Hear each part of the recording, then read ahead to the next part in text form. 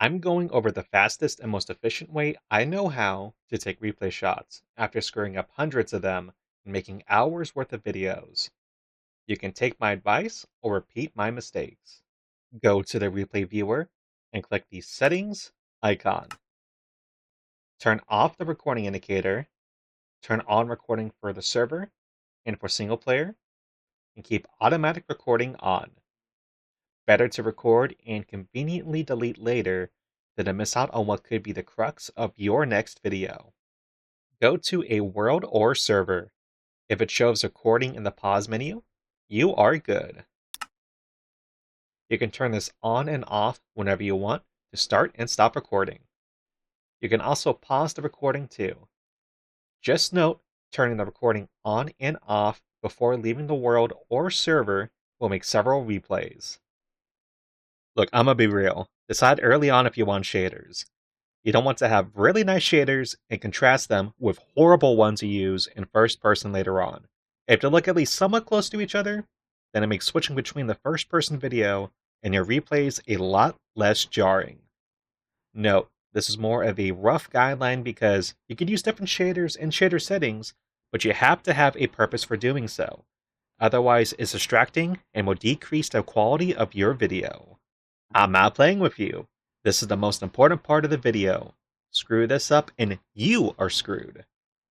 When you finish the initial recording, go to Replay Recordings and go to the .mcpr files. Copy this to a backup folder.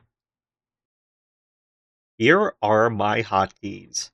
It's better to have them set up to whatever is fastest for you, particularly when doing a ton of replays. The most important ones are clear keyframes, play/pause replay, player overview, position/spectator and time keyframe, and replay mod settings. Also note, it is not listed, but T is something used to navigate the replay menu. Spacebar and Shift are also used to go up and down. WASD are used to move around like normal. So I'm going to use a replay file that is being used for an upcoming video. Go to Replay Viewer and click on the replay that you want and load it up. Now that it is loaded up, navigate the replay itself using T to select items on screen. Escape to go back. Here is the top timeline. It is where you are at in the replay itself. You can skip around this to go to different parts of your replay. I recommend using Player Overview. Select yourself. And this way, when you go about your timeline, if you travel around, it helps keep you centered and in a replay, as opposed to having to try to find yourself. You can exit first person view by using Shift and navigate around using WASD and space to move around and up. Shift to go down. This is the bottom timeline. This is the actual video you will render out. You need it to start at 0, or when you try to place a keyframe, it gives you this error. So make sure it's all the way here. The yellow icon, the yellow icon, this yellow bar, keep it here, okay? Okay, so what you want to do is if you want to actually start your video, you're going to use your hotkey for time and position at 0, 0. This is the first point that it's going to record. Basically, it's setting the actual location and time and the way it's pointing. So for example, if I did it like this, it's going to hold this position. If I look up, it's going to hold that position. Let some time pass, and you can navigate around. And you could do that again, and again, and boom. So let's say I didn't like any of those. I would press C to clear all the keyframes, go back to 0, 0. From here, just to make sure things are going to look good, I'm going to press T and then play camera path from current cursor position. It's going to take a minute to load, and notice that it finished. So, in order to actually see how it turned out, I'm going to pause here. I need to go back a little bit. You can go technically any part before, because it's going to start at what it considers 0, 0. I'm just going to go a little bit before. All right. So I'm going to click on this. It's going to show me what it's going to do when it finally renders.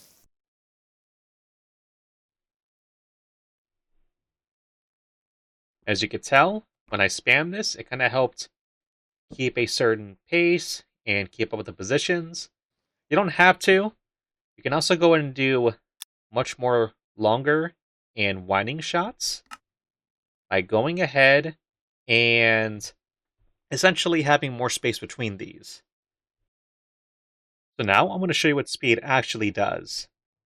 I'm going to let it play. You can see how things are moving normally. So for example, look at how fast they're moving. Put it to half speed. It's basically going in slow motion. Make it 4 times speed. And things go super fast. So let's say I want to go ahead and have a speed shot. Keep it at, we'll say 4. Make sure it's back at 0, 0. And I'm going to watch as my friend suffers. So I'm going to do the time and position hotkey. Press E. And then I just watch. Yeah, basically my friend suffering. And even faster speed.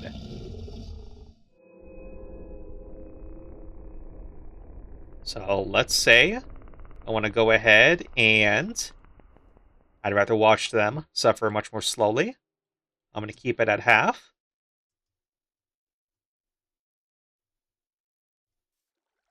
And watch as they all run for their lives. And note that, of course, the timing of shots can be done at more or less than 1. But unless you have a good reason to, I recommend keeping things at normal speed. Now, there are exceptions to this, which I'll go into more later on, either in this video or a later one. Yep, so for example, I'm pressing the time and position hotkey quite a bit. It's very easy to. I don't have to think about it. I just have it on a button on my mouse. And this way, it lets me actually keep focus on my target. So for example, I focused on my friends, I'm focusing on me, and I'm moving around in the shot. And I'll keep it here before my PC bursts. Now again, you can go back. Okay, so something I'm going to have noted is look at this. I'm keeping it at 1 time speed right now. Is it a quick cut? I'm going to go back a second. It's going to do its thing. Yeah, depending on how long the shots are, and especially when you're trying to go backwards, it tends to take a little bit of time to load. Okay. So note, right now, I'm just going to keep the speed as normal, but I'm going to hit this button.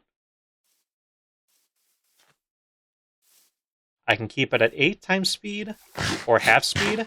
It will not matter. What matters is the speed it was recording at during the actual keyframes. So I can hit it as 8 times, but it's still going slow motion.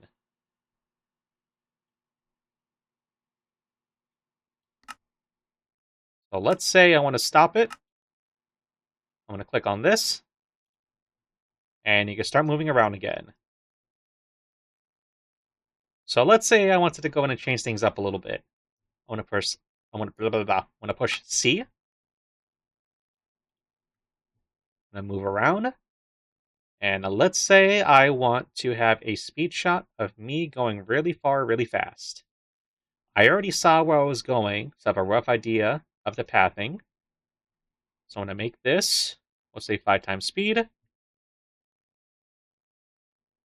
gonna place the time and position hotkey right here. I'm gonna press E and press it again. Let's go back.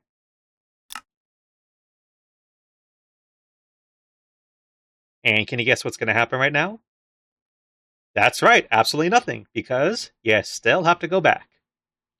It's going to get you a lot, it gets me a lot. Now, I'm going to go ahead. Note, it's not perfectly behind here, like by a couple seconds or whatever. It just has to be somewhat behind. So you want this upper bar, which indicates the time within the replay itself.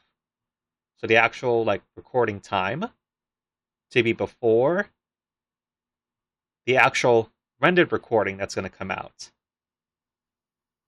So I'm going to press this button. It'll automatically cut me to that time, and it's going to show me running for my life in 5 times speed. And boom, it's done. It automatically pauses once the camera path finishes. Alright, I'm going to give you some very basic troubleshooting advice right now. So let's say I want to make this normal. I want to take another replay shot. Make sure it's at 0, 0. Using hotkeys.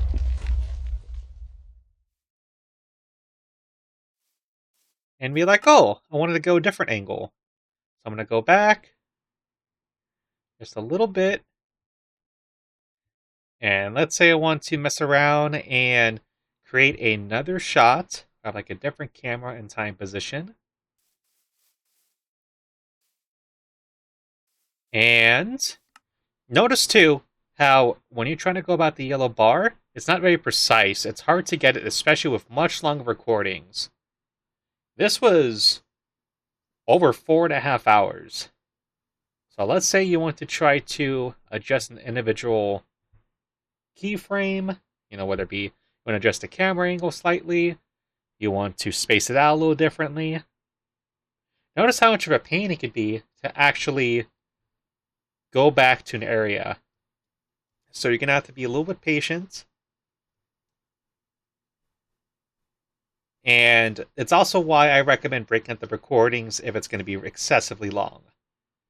Because the longer it is, this bar, it jumps up quite a bit more than it would if it was just a 30-second or, even an hour-long replay.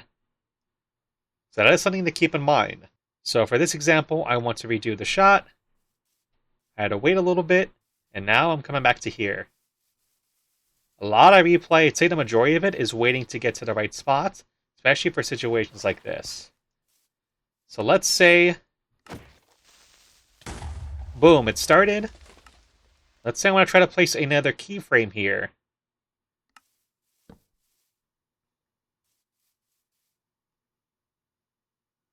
Note, it looks like it glitched out. That's because I tried to place a time and position keyframe when I was going backwards. So watch what happens here. The keyframes are out of order. Going backwards in time is not supported. Valid parts are marked in red. And honestly, just look at this mess. It's really hard to actually have things be really settled down and have it easy identify and fix. So if you want to fix a shot, I just recommend clearing it. It saves you the hassle of going back and having to get to the exact right part where, let's say you misclick and then you mess up one of the time and position keyframes. Just go ahead and clear it out. With my methodology, especially using all these hotkeys, and I recommend keeping replay shots under 30 seconds, if that. There can be exceptions, especially for much wider establishments. As you noticed, when you go inside an object, you kind of blend in. You're kind of glitching into the actual object itself. So let's say you have a very tight room and you want to do a shot in a much more crowded area. You can go inside. I want to adjust this a little bit. I recommend somewhere between like 40 to 50 FOV for a lot of your shots. Boom! You could be inside of here. Very useful at times. However, I'm going to show you real quick. If you go on the ground, it does that. So be mindful when you clip into the ground or into objects. Mainly because it can work sometimes. It can be very useful and might be the only way to get a really good shot. But it has its times. So when you're trying to go ahead and adjust things, let's say I want to go in the corner here, and boom, I'm looking underground. But you don't have to be looking underground. You can be looking at your target. And what I recommend doing is you want to keep some kind of focus on who is doing what. So let's say I'm chopping down this tree.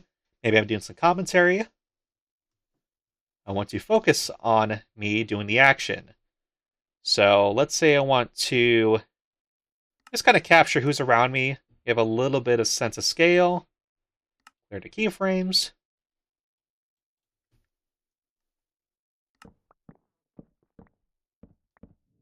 And I want to focus on who is doing what's important.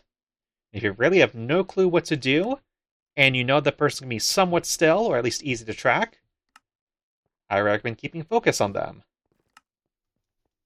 So let's say I am talking about a situation, and I would just want to focus on, me, for example. So I would hold a more close-up shot, so it's more focused. Now let's say I want to do something like a much larger landscape shot. Boom, this is beautiful. Also, why shaders can be very impactful, because it really shows the sun and the lighting effects. So these kind of shots can be useful when you go very high up and you're not focused on one particular target. For example, let's say you have a bunch of players trying to, clash with each other across the map and they're converging on one spot. It could be cool to see all of them coming together. There's a ton of shots that you could do. But what I recommend keeping track of is the speed of the shot. Typically just keep it at normal speed, unless you're doing like a montage or some special effect. I recommend keeping your FOV, your FOV somewhere between 40 to 50. If you're doing a much wider and higher shot where you're trying to capture a lot, of course you could do something like, I wouldn't do, Quake Pro or nothing. I would keep it like no more than maybe 70. But it really is going to depend on the circumstances and how you want to do it. A lot of what I'm teaching you to is not just to use replay mod, but how to use it to do what you want within a certain setting. In a way, this is kind of art. It's very special how you can get really incredible scenes just from having the camera looking at the right thing at the right time with the right FOV, the right shaders, and just focusing on the right actions. Yeah, it's honestly, there's other options too, like flashback, but replay mod is just what I'm used to. It's available across many versions, and it's just something that I really enjoy.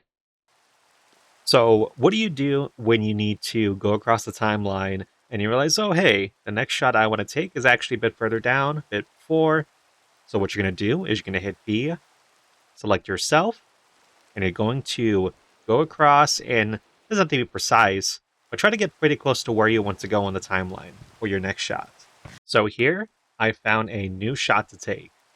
A little bit of actual building itself. Nothing fancy, nothing special. A little bit of the area. And what's cool too is notice that there's a creeper here. Sometimes you can actually use mobs in a picture as something to focus on. It's a way to foreshadow danger, and it can be a good way to build up tension for the audience. and misdirect them too. So I focused on the creeper, but then I got attacked from the sky. Now note, I don't want this to keep us longer than 30 seconds. 45 because I know it could probably handle it, but it takes much longer for things to render.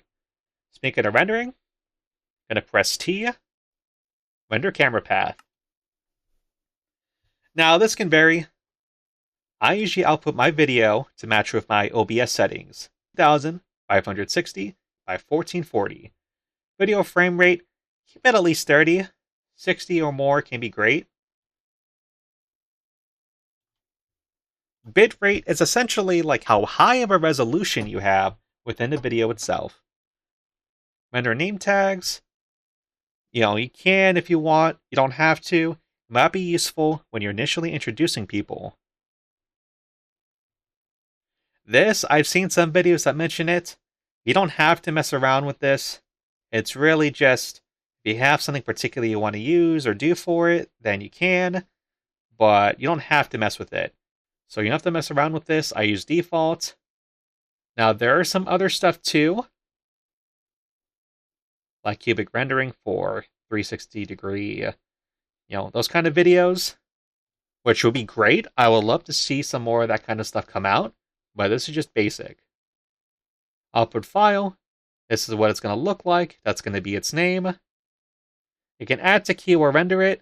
I just recommend rendering it. That way, if it crashes, you don't have to worry about having a long queue that has one thing break and the rest of it is just a mess. I recommend getting used to this part. It's very important because you got to be patient. It isn't just about taking the replay shots. It's also why I recommend making the mistakes before you render it out and checking through. You can do this. It will slow things down. Notice it shows the frames that are rendered. So if you have 120 frames per second, it's going to double this number compared to 60. It's also going to increase the time it takes to render as well. You could pause it or you can cancel it. Just please don't try to just exit out of this because it's going to take a couple minutes. It's part of the process, especially when you make much longer replay shots and you use a lot more stuff like shaders and a lot higher, bit rate, a lot more frames per second. And the other thing too is it has a very high chance of crashing the longer it gets. And if you just try to go ahead and exit out, like let's say you get frustrated, because I have sat for hours just staring at this kind of screen, making a shot for 20 seconds and then staring at this rendering for a couple minutes. It's not a very fun ratio, but when you're doing hours of videos, that's just how it is sometimes. Yeah, and depending on your store situation, you might want to adjust things so you have much more compact, lower bit rate, lower output quality, stuff like that. But it just really depends on what you're going for, what you want. So I can open the video folder. Okay, so you're going to see here that we have, look at all of this. I usually want to take all of this and put this in one central area, one very important spot that I could pull from. So that way, for my video editor, I can go ahead and go to that folder and just keep on adding stuff. I use a labeling system. Sometimes you could do things like I might use A for the first part of the video, B for second, C for third, D for fourth, or you could use just straight up numbers. So for example, I have letter A, and then I have the very first shot for that sequence. We have the one that we just made. C can be just stuff like you're just, middle of it. You don't have to use this, actual thing at all. Like, you don't have to use any particular labeling system, but I do recommend you have something that you can use and recognize. Because when you're going through your video editor and you're trying to find, what was that one thing? It's in the first part. It's like my fifth shot. And boom, hey, I found something that fits the description or something that's close to it. Makes it way easier, way faster to actually go through video. So now, here are some more shots and troubleshooting. So right here can be an example of a narration shot where you have something going around. If you're talking about, hey, here's what my plans are for what's coming up. You can have a speed lapse. I set it to 8, and look at what happened here. I'm way further along than I meant to be. It screwed up the actual timeline. So, you can go ahead and zoom out. So you could set this to 0. Zoom back in, and wouldn't you know it, you unscrewed it. Set this, and I can be like, oh hey, my plans are we're going to beat the game. We're going to be doing something great. Um, Someone got a flamethrower. Life is suffering. And then just going around, watching people zoom about like little ants on the ground. And that happened. And yeah, sometimes you don't have to explain everything that's going on screen. This is just one example of many of how you can do a general commentary shot.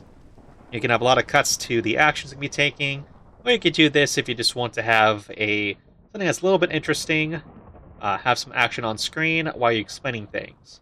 It's very nice. And we can go back. Okay, so I went back, and we get to see how this looks. Initially, it goes slow because I had a large space in between this.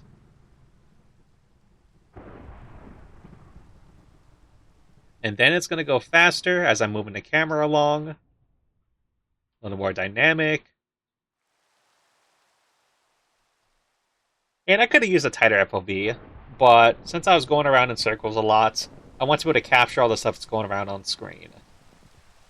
And the main focus I kept was the center of the house, and then everyone else around was just kind of there.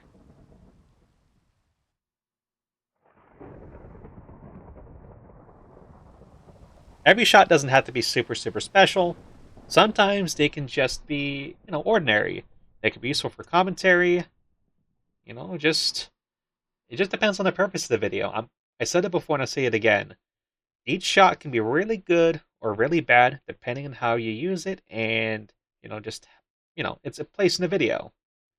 If we try to use this as a really focused shot for one person doing an action, I'm going to show you an example of that actually. I want to make sure this at a normal speed.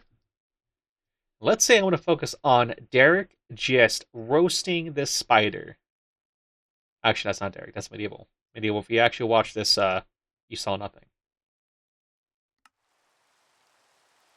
And nope, it looks like Medieval's gonna back off like a coward. But instead, I can focus on the spider. And look, he started blasting again. He's not a coward. And you can just focus on... That's a little chaotic. Wasn't as clean. Maybe I don't even include it. And you don't have to include every shot you take.